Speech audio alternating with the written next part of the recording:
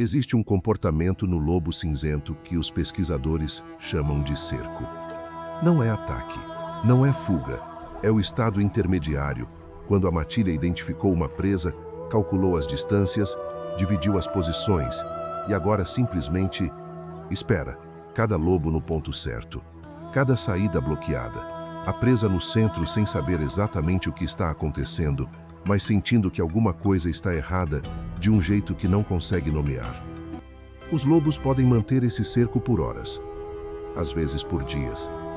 4 pesquisadores foram para as florestas boreais do norte de Ontario em outubro para monitorar populações de alces, experientes, equipados, com protocolo de emergência, rádio satelital e anos de trabalho de campo. Na primeira noite, ouviram uivos. Normal. Ontario tem uma das maiores populações de lobo cinzento do Canadá. O uivo é parte da paisagem sonora daquelas florestas. Ninguém se preocupou. Na segunda noite, os uivos estavam mais perto. Na terceira, pararam completamente. E foi o silêncio que os acordou. Não o barulho. O silêncio. O tipo que só existe quando algo grande decide parar de anunciar onde está. O que aconteceu nas horas seguintes mudou o que 2 daqueles pesquisadores pensam sobre o que significa estar no campo. Os outros 2 não voltaram para falar sobre isso. Eu vou te contar tudo. O norte de Ontario em outubro é um lugar que ainda não decidiu se é outono ou inverno. As árvores já perderam a maior parte das folhas, manos, bétulas e tremblões amarelados, maples que viraram laranja e depois marrom, e agora estão caindo em camadas sobre o chão encharcado. Mas a neve ainda não chegou de verdade. Chega às vezes à noite fina e some de manhã quando o sol toca as copas.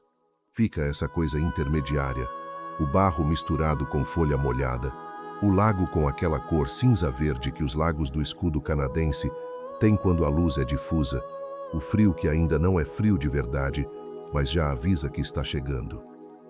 É também o mês em que os lobos se movem mais. Com o outono, as presas alce, veado de cauda branca, castor, mudam de rota. Os alces descem das altitudes mais altas em direção às zonas de lago, onde a vegetação ribeirinha oferece alimentação antes do inverno total. As matilhas seguem. É o período de maior atividade de caça do ano, quando os lobos precisam acumular reservas para os filhotes que vão nascer na primavera e para os membros mais velhos que podem não sobreviver ao inverno completo. É o pior mês para montar acampamento no território deles. Ninguém havia dito isso para os 4 pesquisadores da Universidade de Sudbury. O projeto havia sido aprovado há 8 meses. Monitoramento de população de Canis lupus lycaon, o lobo oriental, subespécie específica de Ontario e Quebec, menor que o lobo cinzento do noroeste, mais adaptado às florestas boreais densas, com menos de 500 indivíduos restantes, classificado como ameaçado pelo governo federal canadense. O objetivo era simples: instalar armadilhas fotográficas e coleiras de rastreamento GPS num corredor de floresta entre 2 lagos na região de Kapuskasing, mapear os padrões de movimento de pelo menos 2 matilhas ao longo do inverno. Trabalho de campo padrão. Nada de extraordinário. A equipe era de 4 pessoas. David Mercer, 42 anos, professor associado e coordenador do projeto, 15 anos de trabalho de campo em florestas boreais, havia estudado lobos no Manitoba e no Labrador, o tipo de pesquisador que não faz pergunta desnecessária porque já sabe a resposta.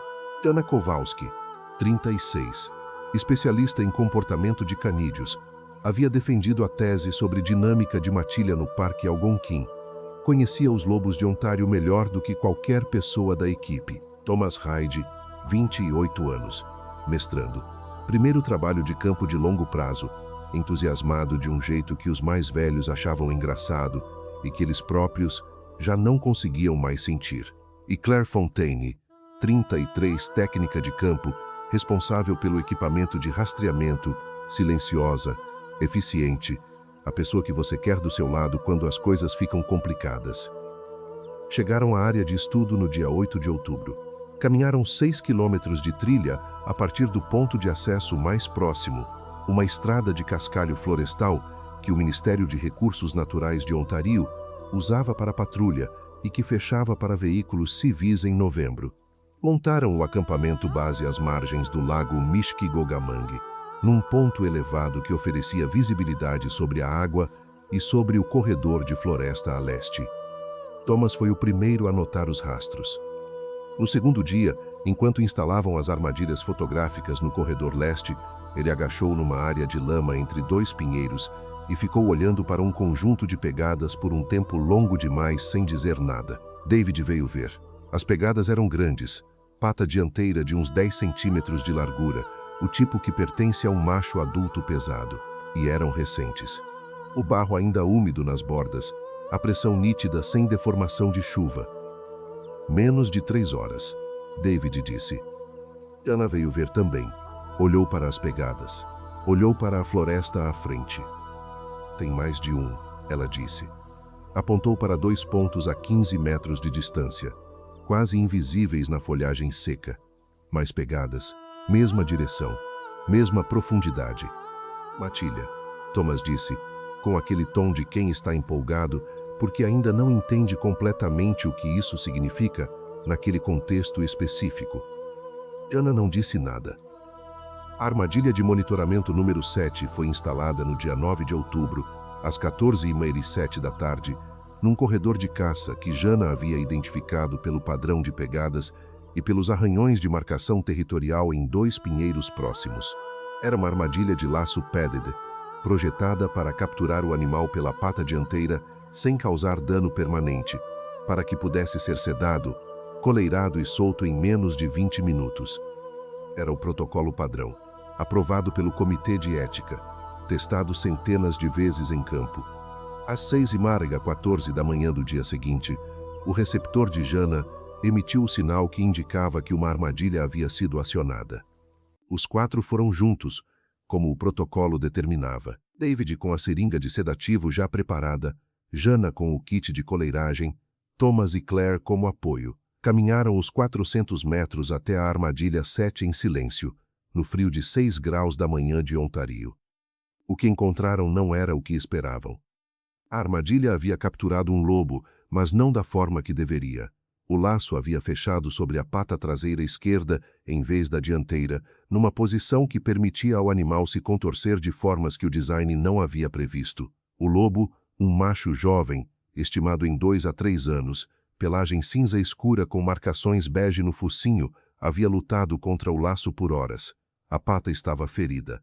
Não gravemente, sem fratura visível, sem laceração profunda, mas havia tecido machucado, havia sangue seco no pelo, havia o tipo de ferimento que cura, mas que dói muito antes de curar.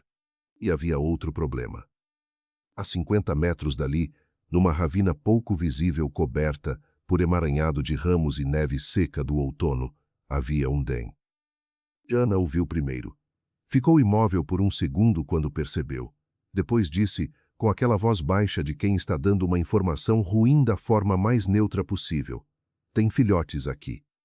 O den era recente, talvez o local onde a matilha havia se estabelecido para o início do inverno.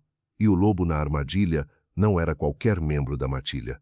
Era jovem demais para ser o alfa, mas a posição da armadilha, a proximidade com o den, o comportamento que iria se tornar claro nas horas seguintes, tudo indicava que era um dos lobos designados para guardar o den enquanto os outros caçavam.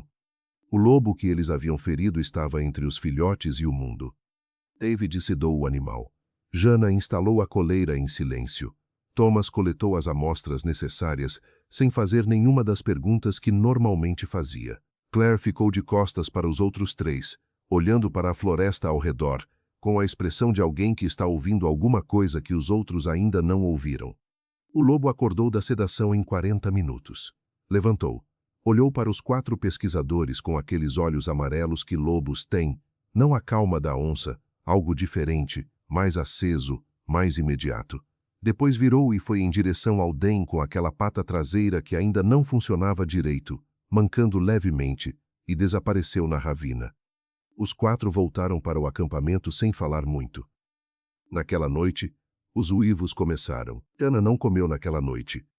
Os outros 3 sentaram ao redor do fogareiro portátil, com as rações de campo, macarrão liofilizado, café, o tipo de comida que você não escolhe por prazer, mas que faz o trabalho de manter o corpo funcionando no frio de outubro.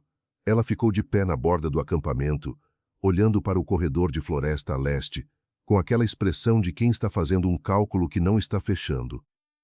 David notou. Jana. Ela não se virou. Jana, come alguma coisa. Ela veio, sentou, pegou a xícara de café, sem olhar para ela, e então disse, com aquela voz plana de pesquisadora que está apresentando dados, mas que sabe que os dados são ruins. O lobo que pegamos essa manhã era o protetor do DEM. Thomas levantou os olhos da ração. Protetor de DEM é o membro da matilha designado para ficar próximo aos filhotes enquanto o resto caça. Jana continuou. Geralmente é um lobo jovem subordinado, mas de confiança do alfa. É uma das funções mais importantes da estrutura social da matilha. Fez uma pausa. Nós o machucamos, na frente do DEM, e nós cheiramos o DEM. A coleira vai ajudar o projeto por anos, Thomas disse. Não estou falando do projeto, Jana disse. O silêncio que se seguiu era diferente do silêncio normal de 4 pessoas comendo no frio. Era o silêncio de pessoas processando uma informação que chegou tarde demais para ser útil. Às 21h47, o primeiro uivo veio do norte. Era um uivo longo, ascendente, o tipo que começa grave e sobe até um ponto que parece impossível para um animal daquele tamanho. Thomas disse que era bonito. Ninguém concordou nem discordou. 3 minutos depois, um segundo uivo respondeu do leste. Jana ficou imóvel com a xícara na mão. O terceiro veio do sul mais curto, mais grave, mais próximo. Estão se posicionando, Jana disse, tão baixo que Thomas pediu para repetir. Ela não repetiu. Foi até a mochila, tirou o receptor de rastreamento e ligou. A tela mostrou o sinal da coleira que haviam instalado de manhã. O lobo ferido estava a 240 metros ao norte, movimento mínimo, provavelmente deitado. Então o receptor mostrou outro sinal. Uma coleira de um estudo anterior, um macho alfa, que havia sido monitorado 2 anos antes nessa mesma região, identificado como o dominante de uma matilha de 9 indivíduos. A coleira ainda transmitia. O sinal vinha de 180 metros a nordeste. O alfa está aqui, Jana disse. David parou de beber o café. A 90 metros além do lobo que machucamos. O que Jana não disse em voz alta, o que ela estava calculando enquanto olhava para os pontos na tela do receptor, era que alfa e protetor de DEM, na mesma linha de aproximação ao acampamento, não era coincidência. Não era 2 lobos se movendo de forma independente. Era o início de algo coordenado. Thomas foi até a barraca buscar a lanterna grande. Não acende ainda, David disse. Thomas ficou com a lanterna na mão, no escuro. Os uivos continuaram por 40 minutos. Cada resposta vinha de uma direção ligeiramente diferente da anterior. Norte, leste, sul, oeste, nordeste, sudoeste. Jana os ouvia e movia os lábios levemente, como se estivesse contando ou marcando posições num mapa mental. Claire ficou sentada com os joelhos contra o peito sem dizer nada, ouvindo com aquela atenção de quem está tentando separar os sons individuais dentro de um conjunto. Depois os uivos pararam. Todos ao mesmo tempo. O silêncio que entrou era diferente do silêncio anterior. Não era a ausência de som, era a presença de silêncio. Uma coisa ativa que ocupava o espaço onde os uivos haviam estado. Os 4 ficaram imóveis. O fogareiro fazia um ruído baixo. O lago ao longe batia suave na margem. O vento movia as copas com aquele som de papel amassado que bétulas fazem no frio. Agora acende, Jana disse. David ligou a lanterna grande e fez o que qualquer pessoa treinada em campo faz quando precisa avaliar um perímetro. Varreu lentamente, em arco, começando pelo norte e movendo em sentido horário. A luz branca cortou a escuridão entre as árvores em fatias. No limite da floresta ao norte, a 25 metros, 2 pontos de luz. Reflexos oculares.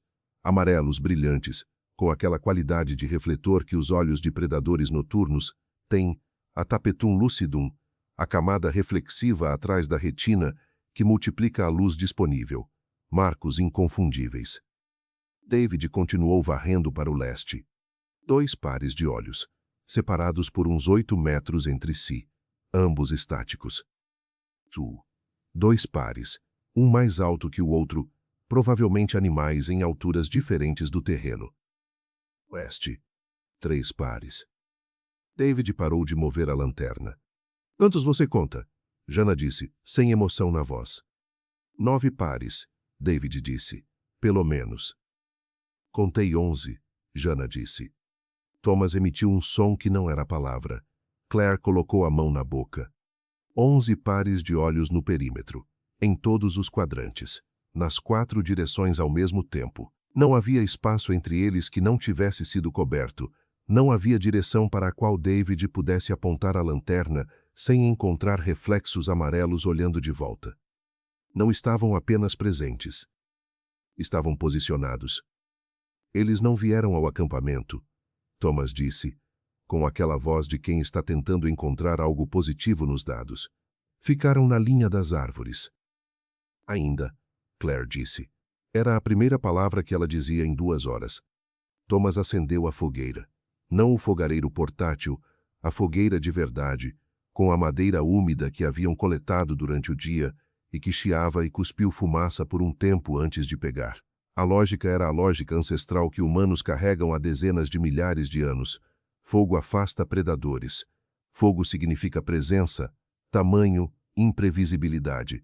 A maioria dos predadores concorda com essa lógica. Os lobos recuaram alguns metros.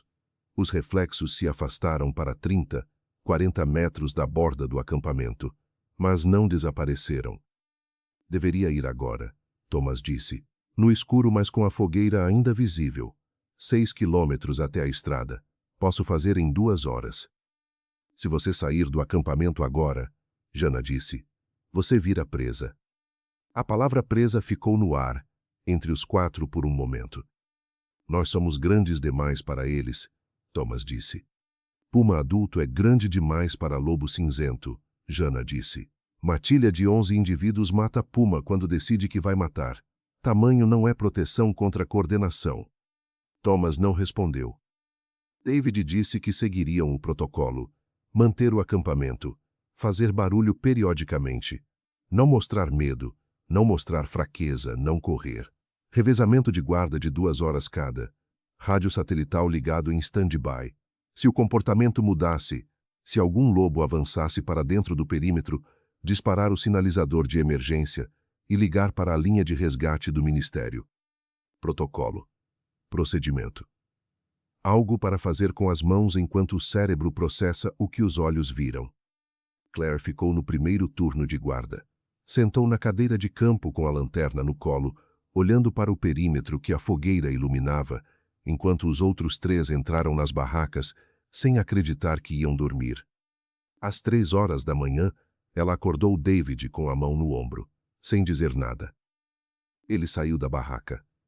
Olhou para o perímetro. A fogueira havia baixado, mas ainda ardia. A floresta ao redor estava quieta. O lago batia na margem. O vento nas copas. Nenhum uivo. Nenhum movimento. Nenhum reflexo ocular em nenhuma direção. David varreu o arco completo com a lanterna. Norte, leste, sul, oeste. Árvores. Escuridão. Folhas secas. O reflexo distante de algo no lago que era só a lua. Nada. Ficou olhando para a escuridão da floresta por um longo tempo. Depois voltou para a barraca. Não porque estava seguro. Porque não havia mais nada para ver, e isso era pior do que tudo que havia visto até então. Nenhum dos 4 dormiu de verdade na segunda noite. 2 horas aqui, 40 minutos ali, o tipo de sono que não descansa nada porque o cérebro não desliga completamente, fica num estado intermediário onde qualquer som vira ameaça e qualquer silêncio também. David acordou 4 vezes para fazer o perímetro com a lanterna. Na terceira vez, às 5 horas da manhã, os reflexos ainda estavam lá menos, talvez 5 ou 6 pares, mas presentes. Na quarta vez, Às 6h47, já havia luz suficiente no horizonte para que a lanterna perdesse utilidade. Os lobos não foram embora durante a noite. Foram embora quando o dia chegou. Essa distinção era importante, e Jana a disse em voz alta enquanto os 4 comiam em silêncio no café da manhã, o cereal liofilizado e o café que ninguém tinha fome de tomar, mas que tomou porque o corpo precisava de combustível independente do que a cabeça estava sentindo. Eles estão respeitando o protocolo deles, ela disse. Dia é tempo de descanso. Noite é tempo de operação. Então podemos sair agora, Thomas disse. Podemos tentar, Jana disse. 6 quilômetros de trilha. Nós carregamos 40 quilos de equipamento cada um. Ritmo de 3 quilômetros por hora no máximo com esse peso. 2 horas de caminhada. Se eles decidirem nos seguir durante o dia. Você disse que de dia eles descansam. Disse que é o protocolo deles. Não disse que é uma regra absoluta. Jana olhou para David. Sua decisão.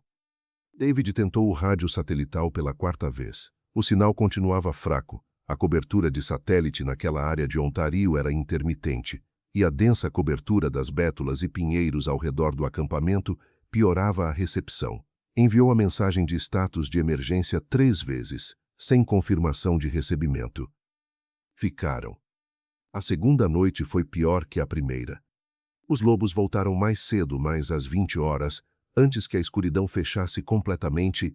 Os primeiros uivos vieram do norte, como se não precisassem mais da cobertura da noite total, como se soubessem que já haviam estabelecido o perímetro e estavam apenas voltando para a posição. David contou os olhos quando acendeu a lanterna às 21h30. 11 pares, mesmas posições de ontem, mas a 10 metros da borda do acampamento, em vez de 25. Thomas ficou de pé e pegou uma pedra. Não, Jana disse. Ele jogou mesmo assim. A pedra cortou o ar e caiu a uns 3 metros de um dos lobos, um macho grande, pelagem cinza escura que David reconheceu pela compleição como o alfa, cujo sinal havia aparecido no receptor. O lobo não recuou, não growlou, não fez nenhum dos movimentos de intimidação que lobos fazem quando estão com medo ou avaliando uma ameaça. Apenas baixou a cabeça lentamente e continuou olhando. O tipo de olhar que não é curiosidade. Senta, Jana disse para Thomas, com uma firmeza que não era raiva, mas que não deixava espaço para discussão. Thomas sentou, mas não dormiu naquela noite. Ficou sentado com os joelhos no peito, os olhos indo da fogueira para o perímetro e de volta para a fogueira, num ciclo que David observou de longe com aquela sensação específica de ver alguém desmoronando por dentro de um jeito que ainda não chegou na superfície. Às 4 horas da manhã, Thomas disse, para ninguém em especial, não aguento mais uma noite aqui.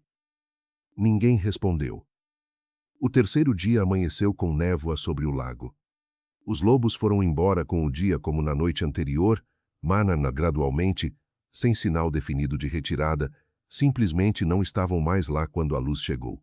David varreu o perímetro às 6 horas e encontrou só as marcas, manas pegadas na lama ao redor do acampamento, algumas a 8 metros da barraca mais próxima. 8 metros. Na primeira noite eram 25, na segunda eram 10. Na terceira, se o padrão se mantivesse, seriam 5. David olhou para as pegadas por um tempo. Contou os padrões de tamanho, patas dianteiras grandes, médias, pequenas. A matilha inteira havia sido parte do cerco, incluindo indivíduos jovens. Era coordenação real, não oportunismo. Às 8 horas Thomas disse que ia ao lago buscar água. Não, David disse, sem olhar do mapa onde estava marcando as posições das pegadas. São 100 metros, Thomas disse. Plena luz do dia. 10 minutos. Thomas. Mas David estava no rádio naquele momento. O sinal havia melhorado ligeiramente e havia uma janela de transmissão que ele não podia perder. Estava com o fone no ouvido e os dedos no teclado de mensagem quando ouviu os passos de Thomas saindo do acampamento. Claire, ele disse, sem tirar o fone. Claire estava sentada na cadeira de campo a 3 metros. Viu Thomas pegar o balde e caminhar em direção ao lago. Viu, não disse nada. Mais tarde, Quando David perguntou por que não tinha gritado, ela disse que não sabia, que havia pensado em falar e havia ficado em silêncio, que estava tão cansada que a distância entre pensar e falar parecia infinita. A fadiga faz isso. Apaga o protocolo. Transforma decisões automáticas em esforço consciente que a pessoa exausta não consegue mais fazer. Thomas foi buscar água ao lago. 15 minutos. David terminou a transmissão, sem confirmação de recebimento. Olhou para Claire. Onde está o Thomas? Claire apontou para a direção do lago. David ficou imóvel por 2 segundos. Depois foi. Jana veio atrás. Claire veio atrás de Jana. O lago estava a 100 metros do acampamento por uma trilha que cruzava um trecho baixo de mata ciliar antes de abrir na margem de pedra e areia. David caminhou rápido, chamando o nome de Thomas, a voz saindo mais alta do que havia planejado. O lago estava quieto na névoa da manhã. O balde de Thomas estava na margem, virado de lado, a água espalhada na areia úmida ao redor. David parou. Jana chegou ao lado dele e parou. As pegadas de Thomas iam da margem de pedra até a areia. Paravam a uns 2 metros da água, onde a areia era mais mole, mais receptiva a impressões. Ao redor das pegadas de Thomas, por cima, pelo lado, sobrepostas, algumas em cima das marcas dos seus próprios pés, havia pegadas de lobo, muitas, de vários tamanhos, vindas da mata ciliar à esquerda e à direita ao mesmo tempo. E havia um rastro que entrava na mata à esquerda.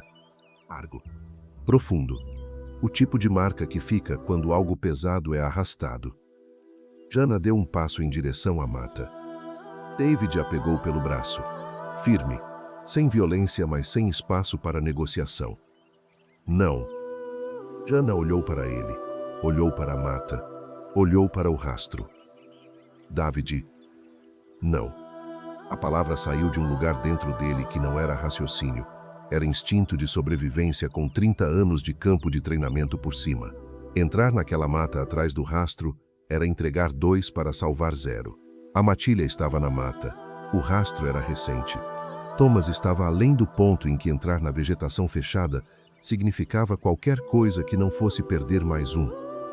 Jana sabia disso. Era pesquisadora de comportamento de lobos há 10 anos.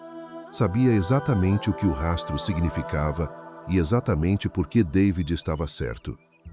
Mas saber não significa conseguir aceitar. Claire agachou na areia ao lado das pegadas e ficou olhando para elas com aquela expressão de quem está tentando entender algo que não tem como ser entendido. Ficou assim por um tempo. David não a apressou. Depois os 3 voltaram para o acampamento. A terceira noite os lobos voltaram às 19 horas. David havia acendido a fogueira grande antes do escuro, empilhado toda a madeira que tinham, ligado todas as lanternas em torno do perímetro, acionado o sinalizador luminoso químico que ficou laranja e brilhante por 6 horas no centro do acampamento. Fez tudo o que protocolo e instinto diziam para fazer. Os lobos apareceram a 5 metros. Não 10, não 8, 5 metros da borda do acampamento, a 2,5 metros das barracas. David podia ver a textura do pelo, os músculos sob a pelagem, o movimento lento das respirações. Podia ouvir, quando o vento vinha da direção certa, o som baixo que não era uivo nem growl, apenas a respiração de animais grandes em repouso. Em repouso, como se tivessem chegado em casa. Ninguém dormiu. Os 3 ficaram sentados ao redor da fogueira olhando para o perímetro, revezando a lanterna, fazendo barulho periodicamente do jeito que o protocolo determinava, sabendo que o protocolo havia funcionado nas 2 noites anteriores e sabendo que a noite anterior Thomas havia ido buscar água e não voltado. Às 2 horas da manhã, David ouviu um barulho na barraca de Claire. Não um grito, não um impacto, só um barulho, o tipo que uma lona faz quando algo a pressiona de fora, um crepitar de material sintético que durou menos de 2 segundos. David foi até a barraca em 4 passos. A aba estava aberta. A lanterna de Claire estava no chão, a 30 centímetros da entrada, apagada. Claire não estava. David ficou parado na entrada da barraca vazia, olhando para o saco de dormir ainda fechado, para a mochila de Claire encostada no canto, para a lanterna no chão. Jana chegou ao lado dele, olhou para dentro, colocou a mão na boca. David gritou o nome de Claire uma vez. A floresta absorveu o som sem devolver nada. Jana segurou o braço dele antes que ele se movesse em direção à mata. Desta vez foi ela que disse não. E desta vez foi David que sabia que ela estava certa e que não conseguia aceitar e que ficou mesmo assim, de costas contra a barraca, com o sinalizador na mão e o rádio no outro, até o sol aparecer sobre o lago Mishkigogamang e a névoa da manhã começar a subir sobre a água. Porque entrar na mata atrás de Claire era entregar o terceiro. E alguém precisava sobreviver para contar. O sol nasceu às 7h12. David soube a hora exata porque estava olhando para o relógio quando a primeira luz cortou a linha de bétulas ao leste e fez a névoa do lago ficar cor de laranja por um momento antes de começar a dissipar. Havia ficado acordado toda a noite com as costas contra a barraca, o sinalizador na mão esquerda, o rádio na direita, contando as horas com a precisão de alguém que precisa de alguma coisa para contar, porque parar de contar significa pensar no que está dentro da mata. Jana estava ao lado dele, silenciosa, o joelho tocando o dele. Viva! Quando a luz chegou, David varreu o perímetro com a lanterna uma última vez. Nenhum reflexo. As pegadas na lama mostravam que os lobos haviam recuado com o amanhecer, como nas noites anteriores. Mais uma confirmação do padrão, mais uma informação que chegava tarde demais para ser útil. Vamos agora, David disse. Jana não respondeu imediatamente. Ficou olhando para o lago por alguns segundos. Para o ponto da margem onde haviam encontrado o balde de Thomas. Para a mata ciliar onde o rastro entrava. Jana. Ela se levantou. Pegou a mochila. E disse uma coisa que David repetiu para o investigador do Ministério de Recursos Naturais semanas depois, tentando lembrar as palavras exatas. Eu instalei a armadilha número 7. David não soube o que responder para isso. Fui eu que escolhi aquele corredor, Jana disse. Fui eu que li os rastros e disse que era o ponto certo. Jana. Vamos. Ela foi. 6 quilômetros de trilha. 40 quilos de mochila cada um. David havia insistido em carregar o máximo de equipamento possível, não por protocolo, mas por um instinto que ele mesmo não soube explicar direito, como se deixar para trás as coisas de Thomas e Claire fosse deixar para trás alguma coisa mais permanente. O ritmo era de 3 quilômetros por hora, 2 horas de caminhada no mínimo. Saíram sem falar. A trilha subia levemente no primeiro quilômetro, antes de nivelar numa crista que oferecia visibilidade para ambos os lados, mata boreal fechada à direita, uma abertura de turfeira à esquerda, o tipo de paisagem que em condições normais David teria parado para fotografar. Nenhum uivo, nenhum som fora do usual.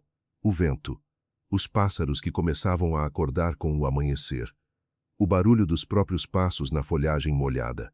No segundo quilômetro, Jana parou. David parou também. Olhou para ela. Jana estava olhando para a mata à direita da trilha.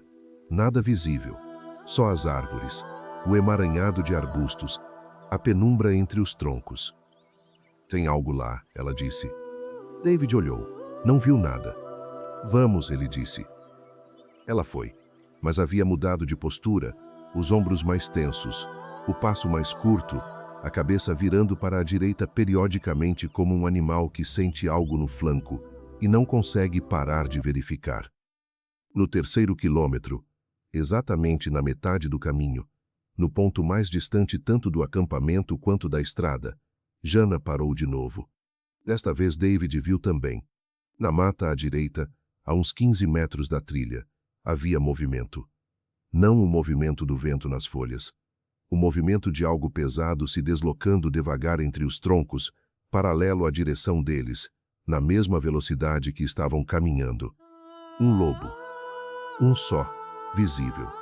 Mas lobos em terreno de caça raramente aparecem um só quando há mais. Continua andando, David disse baixo. Não corre, não olha. Continua andando. Andaram. O movimento na mata continuou paralelo a eles por talvez 200 metros. David contava os passos porque precisava de alguma coisa para contar. Jana caminhava ao lado dele com aquela postura de alguém que está usando toda a disciplina que tem para não correr. O movimento parou. Andaram mais 50 metros. 100. 200. Nada. David começou a acreditar que haviam passado. Foi quando Jana tropeçou. Não foi ataque. Foi o tipo de coisa que acontece quando uma pessoa está carregando 40 quilos de equipamento depois de 3 noites, sem dormir num terreno coberto de raízes. A ponta do pé prendeu numa raiz, o peso da mochila desequilibrou, ela foi para a frente num movimento que durou menos de 1 segundo, mas que teve o som específico de impacto e de alguém tentando se recuperar. E o som de algo saindo da mata. David se virou. Havia 2 lobos na trilha a 12 metros atrás deles. O alfa, ele reconheceu pela compleição, e um segundo menor, provavelmente uma fêmea. Os 2 estavam parados, olhando. Jana estava de joelhos na trilha, tentando se levantar com o peso da mochila dificultando. David foi até ela. Ajudou a levantar. Ficou entre Jana e os lobos, de frente para os animais, os braços abertos, fazendo o que qualquer manual de sobrevivência em território de lobo diz para fazer: parecer grande, não demonstrar fraqueza, não correr. Os lobos não avançaram. Ficaram onde estavam olhando por um tempo que David estimou em 40 segundos, mas que pode ter sido 20 ou pode ter sido 2 minutos. Então o alfa virou e entrou na mata. A fêmea ficou um momento a mais. Olhou para David.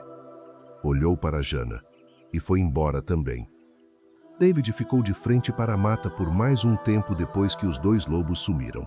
Depois olhou para Jana. Jana estava com a mão direita no peito. Não o gesto de quem está com dor, o gesto de quem está verificando se o coração ainda está batendo. Ok? David disse. Ok, ela disse. Não era verdade, mas era a única resposta disponível naquele momento. Faltavam 3 quilômetros para a estrada. Andaram rápido. Não correram. Jana havia dito no segundo dia que correr ativa instinto de perseguição, e David não havia esquecido, mas andaram no limite do que conseguiam sem correr. A mochila batendo nas costas, a respiração ficando pesada no frio de outubro. No 5º quilômetro a trilha descia numa ravina e cruzava um riacho por uma ponte de troncos improvisada. Água até o joelho se a ponte não aguentasse o peso, pedras escorregadias, o tipo de obstáculo que em condições normais levava 30 segundos e que naquele momento parecia um abismo. David cruzou primeiro. Estendeu a mão para Jana. Jana colocou o pé na primeira tora. O uivo veio da mata à esquerda, alto, imediato, próximo demais. Menos de 50 metros. Jana escorregou. David a segurou pelo pulso.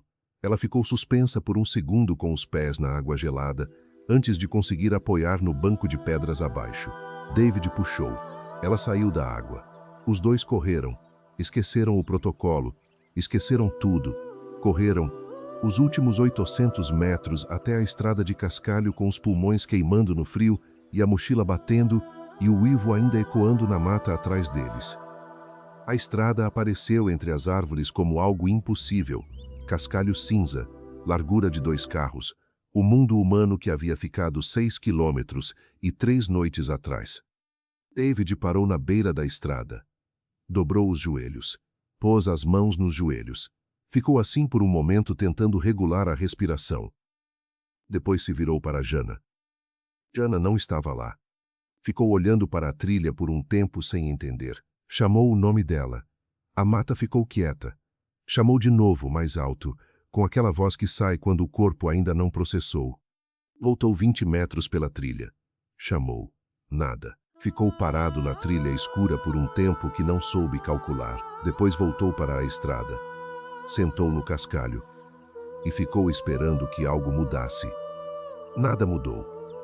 Um caminhão do Ministério de Recursos Naturais passou pela estrada às 11h43 e encontrou David sentado no cascalho com a mochila ao lado, olhando para nada. O motorista disse depois que havia pensado que era um excursionista descansando. que só percebeu que havia algo errado quando parou e viu o rosto. A equipe de resgate chegou ao acampamento horas depois. Encontraram o equipamento de Thomas e Claire intacto nas barracas, as pegadas ao redor, incluindo as da margem do lago, o rastro que entrava na mata. Não encontraram Thomas. Não encontraram Claire. Não encontraram Jana. A investigação do Ministério de Recursos Naturais de Ontario durou 11 semanas. O relatório final classificou o incidente como ataque predatório de matilha de canis, Lupus lycaon, em contexto de território de DEM nativo e protetor ferido. 3 mortes confirmadas por evidência forense. Uma desaparecida. Causa: combinação de comportamento territorial extremo com habituação ao território humano próximo ao DEM. A matilha não foi abatida. Área foi fechada para pesquisa por 2 anos. David Mercer tem 53 anos agora. Deu aula na Universidade de Sudbury por mais 2 anos depois do incidente. Depois pediu licença. Depois licença se tornou outra coisa que não tem nome exato, não aposentadoria, não afastamento, apenas a ausência gradual de alguém que foi ficando em outro lugar ao mesmo tempo que o corpo ficava presente. Não voltou para campo. Da consultoria ocasional para o Ministério de Recursos Naturais, análise de relatórios, revisão de protocolos, trabalho que pode ser feito numa sala com aquecimento e janelas que dão para um estacionamento. Quando perguntam sobre o incidente, ele responde. Não recusa. Não desvia. Responde com a precisão de alguém que foi sobre aqueles fatos tantas vezes, para investigadores, para comitês, para si mesmo, que a narrativa ficou lisa, sem arestas, processada até o ponto onde pode ser contada sem quebrar. Mas há uma coisa que ele nunca disse para nenhum investigador, nenhum comitê, nenhum colega. Jana havia dito, antes de cruzar a ponte, que havia instalado a armadilha número 7, que havia escolhido aquele corredor, ficou parado na trilha escura por um tempo que não soube calcular, depois voltou para a estrada. Sentou no cascalho e ficou esperando que algo mudasse. Nada mudou. Um caminhão do Ministério de Recursos Naturais passou pela estrada às 11h43 e encontrou David sentado no cascalho com a mochila ao lado, olhando para nada. O motorista disse depois que havia pensado que era um excursionista descansando, que só percebeu que havia algo errado quando parou e viu o rosto. A equipe de resgate chegou ao acampamento horas depois. Encontraram o equipamento de Thomas e Claire intacto nas barracas, as pegadas ao redor, incluindo as da margem do lago, o rastro que entrava na mata. Não encontraram Thomas. Não encontraram Claire. Não encontraram Jana. A investigação do Ministério de Recursos Naturais de Ontario durou 11 semanas. O relatório final classificou o incidente como ataque predatório de matilha de canis, Lupus lycaon, em contexto de território de DEM nativo e protetor ferido. 3 mortes confirmadas por evidência forense. Uma desaparecida. Causa: combinação de comportamento territorial extremo com habituação ao território humano próximo ao DEM. A matilha não foi abatida. Área foi fechada para pesquisa por 2 anos. David Mercer tem 53 anos agora. Deu aula na Universidade de Sudbury por mais 2 anos depois do incidente. Depois pediu licença. Depois licença se tornou outra coisa que não tem nome exato, não aposentadoria, não afastamento, apenas a ausência gradual de alguém que foi ficando em outro lugar ao mesmo tempo que o corpo ficava presente. Não voltou para campo. Da consultoria ocasional para o Ministério de Recursos Naturais, análise de relatórios, revisão de protocolos, trabalho que pode ser feito numa sala com aquecimento e janelas que dão para um estacionamento. Quando perguntam sobre o incidente, ele responde. Não recusa. Não desvia. Responde com a precisão de alguém que foi sobre aqueles fatos tantas vezes, para investigadores, para comitês, para si mesmo, que a narrativa ficou lisa, sem arestas, processada até o ponto onde pode ser contada sem quebrar. Mas há uma coisa que ele nunca disse para nenhum investigador, nenhum comitê, nenhum colega. Jana havia dito, antes de cruzar a ponte, que havia instalado a armadilha número 7, que havia escolhido aquele corredor. 4 pessoas entraram naquela floresta. Uma saiu. E o que David Mercer carrega não é o medo dos lobos, não é o trauma das 3 noites, é aqueles 2 segundos numa trilha de Ontario onde Jana disse: "Fui eu que instalei a armadilha", e ele disse: "Jana, vamos", e continuou andando. 2 palavras, 2 segundos. O peso de uma vida inteira. Os lobos fizeram o que lobos fazem quando você entra no território deles, fere um dos seus perto dos filhotes e passa 3 noites no meio da área de Den. Não foi maldade, não foi monstro. Foi um sistema de proteção que tem milhões de anos e que funciona exatamente como foi desenhado para funcionar. O problema não é o lobo. É a ilusão de que quando você entra num lugar selvagem de verdade, as regras são as suas. Não são. Nunca foram. Se essa história te perturbou, boa. É para isso que ela existe. Se você ainda não é inscrito, aperta o botão agora. O YouTube mostra esse canal para muito mais gente. Quando vocês fazem isso, nos, e o que vem a seguir vai precisar de toda a atenção que você tem. Cada inscrito é a diferença entre esse conteúdo chegar em mais gente ou não.